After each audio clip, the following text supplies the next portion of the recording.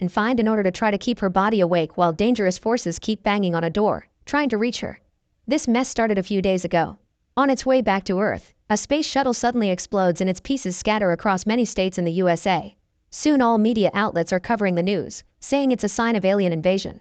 Most people become terrified and hesitate to touch the debris, but there are still lots of opportunists that sell what they can salvage on eBay.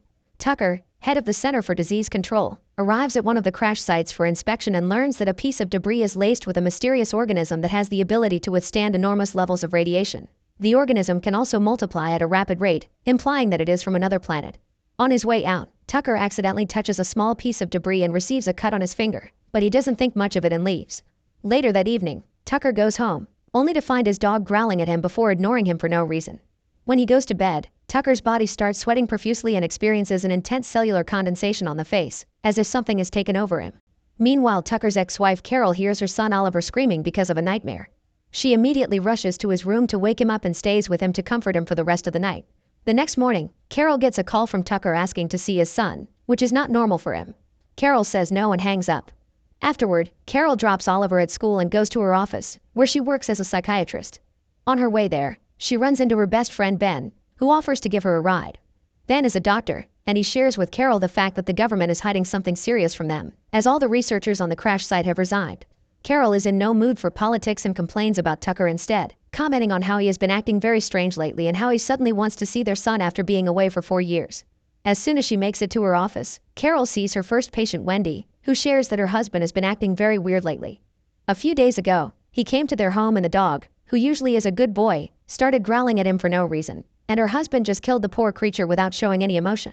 Carol immediately realizes that something is wrong, but for now, she just prescribes a new medicine for Wendy. In the evening, Carol and her neighbor take their children out for trick-or-treating. When they approach certain house, the family dog starts barking like crazy, and the owner swears it's a good pet the rest of the time. The group tries to leave, but suddenly the dog lunges toward one of the boys and tackles him to the ground. The boy doesn't seem bothered though. In fact, he squeezes the dog's mouth with his bare hands until the owner comes to take the dog away. It's revealed the boy is wounded, but he still keeps a poker face.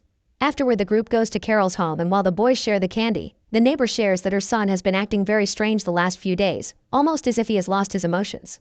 Suddenly, Oliver starts screaming from another room, and when Carol rushes to him, she finds a strange piece of flesh coming out of his hand that he got from the candy.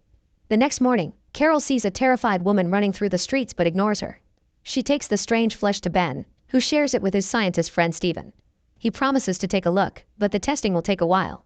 Meanwhile, a mysterious virus has started to spread through the country, causing lots of death every day, but nobody knows the cause. Soon an emergency meeting is held in the Capitol, and Tucker explains that the new virus is spreading at an unprecedented rate, so if they don't do anything about it, the country will go into recession. When some researchers ask about a possible solution, Tucker says that the only way to stop the spread is by conducting an inoculation program. Meanwhile, many infected waiters throw up right into the tea that they are going to serve to the guests. After leaving the hospital, Carol notices a homeless guy having a seizure on the streets, but unlike the terrified woman, he's being helped. When she makes it to her office, Carol is shocked to find Wendy's husband there, and he refuses to leave until he sees his wife. He also never shows any emotion as he speaks. Carol calls Wendy to warn her and saves her from entering the building, so Wendy takes a taxi to stay with her sister instead. Later that night, Carol reluctantly decides to let Oliver spend time with Tucker since it's his right as the father. On their way to Tucker's house, a terrified woman suddenly appears in the middle of the road. Luckily, Carol hits the brakes just in time. The woman desperately asks for help as she insists that something terrible will happen soon. But before she can add more details, a car suddenly runs her over. Carol notices the driver still keeps a poker face during such a horrible accident, and when the cops arrive at the scene, she immediately wants to testify against him. However, the head cop simply tells her to go home because they have this covered, which Carol finds weird. Moments later, Carol drops Oliver at Tucker's place, noticing her ex doesn't show much emotion on his face before she leaves. Afterward, she meets Ben to attend a very fancy party, where they have a very philosophical conversation with diplomat Belisk, his wife Ludmilla, and Dr. Yorish. After the party, Ben takes Carol home and tries to kiss her, but Carol soon breaks the kiss because she doesn't want to ruin their friendship. Once inside, Carol sends Oliver a message and suddenly hears someone at the door. She only opens it a bit and finds a man asking questions for the census department, which doesn't make sense at this hour. Carol tries closing the door in his face, but the man puts his hand inside, triggering a struggle between the two of them. At last, Carol wins and locks the door, causing the man to go away. Meanwhile, Oliver gets to play with his friend Jean, who says his father is behaving weirdly, and Oliver thinks the same about his own. When he goes home, Oliver finds Tucker making a special drink for him. The next morning, Carol notices lots of people on the streets have blank stares on their faces, almost as if their soul has been taken away. When she reaches her office, she is shocked to learn that all her clients have canceled their appointments for the day. Carol tries to call Wendy, but her husband picks up, saying that everything is fine. This makes Carol think about all the things she's been seeing and realizes the virus is controlling people. When she begins Googling some information on it, she's suddenly startled by her secretary, who offers some tea. Before she can drink it, Carol gets a call from Ben, who informs her that the test results of the strange skin patch are ready. Carol immediately goes to the lab, where Stephen explains that the skin sample is made up of several molecular spores that take over the human brain during sleep and alter the genetic code, rendering a person unstable. This means that in order to prevent the deadly infection, they are forbidden from sleeping until they find a cure. At that moment, Ludmilla calls Ben to tell him that Yorish has been acting strangely. This causes the trio to immediately rush to his house, and Carol notices the long lines on the streets where people are waiting to get vaccinated against the new virus. When they make it to Yorish's, they find him in bed with his body going through a grotesque transformation. Carol tries taking a picture of him, but suddenly the monster-like man wakes up and attacks her. Ben quickly pushes Yorish away, causing him to drag his body away before vomiting a weird liquid and dying.